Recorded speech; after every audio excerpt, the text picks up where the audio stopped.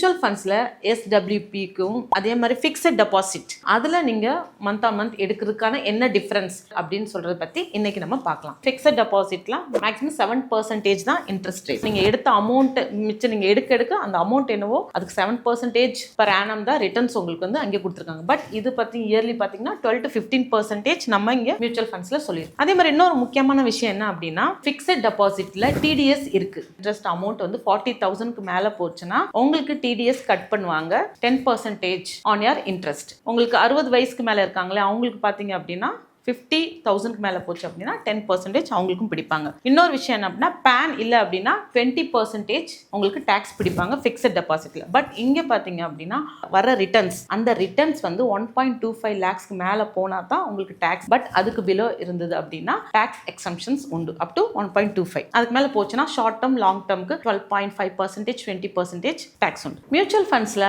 இன்னொன்று என்ன அப்படின்னா மார்க்கெட் வந்து உங்களுக்கு ஒரு 10 years it will be a good sign of growth. அதே மாதிரி மார்க்கெட்டோட இன்னொரு முக்கியமான பாயிண்ட் வந்து இன்ஃப்ளேஷன். ஸோ இன்ஃப்ளேஷன்ஸ்க்கு ஏற்ற மாதிரி மார்க்கெட்டோட மூவ்மெண்ட்டுமே இருக்கும்.